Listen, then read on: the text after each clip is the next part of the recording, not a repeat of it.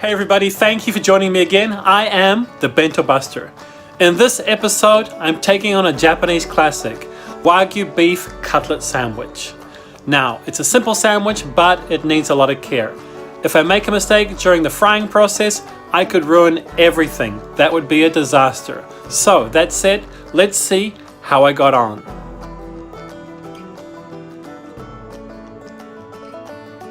This is the Bento Buster's special sauce. The combination of flavors complements the meat, creating a massive umami effect. This marbled steak is the perfect thickness, and if I cook it just right, it'll have a crispy outer crust with a wonderfully tender pink and juicy center.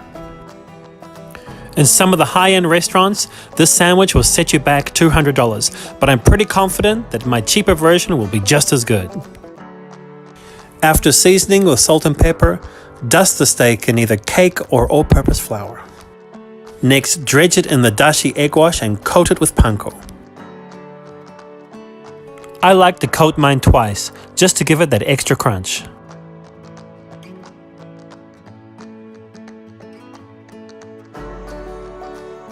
So far so good. She's double coated and ready to go. Okay, this is the most important stage, the frying. Heat the oil to 180 degrees and fry for 3.5 minutes, no more or no less. This cooking time totally depends on the thickness of the steak. Let the cutlet rest for at least 5 minutes so those wonderful juices can be reabsorbed. In the meantime, butter your toasted bread and make sure you go right to the edges. The Bento Buster only uses grass-fed butter from New Zealand because it's full of all that natural goodness. I prefer to cut my crusts off at this stage. This ensures that when we finally cut it in half, the toast will stay nice and fluffy. Finally, even up any stray edges and then we're ready for assembly. Your squares don't have to be perfect because the meat will do all the talking.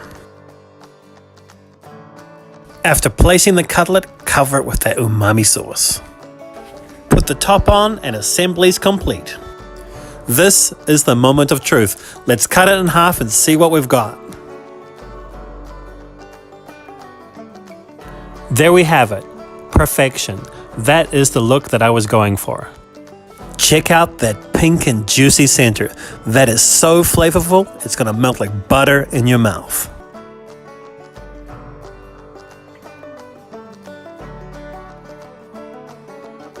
Okay guys, I just can't wait to try these. I'm going in for the kill. Oh my, this tastes amazing. Now, if you have a spare $200, I recommend you try it at the restaurant. But if you don't, like me, make it at home. This totally works. If you do try this at home, drop me a line and tell me how you got on. Okay, that's it for now. Thank you for watching the Bento Buster and see you next time.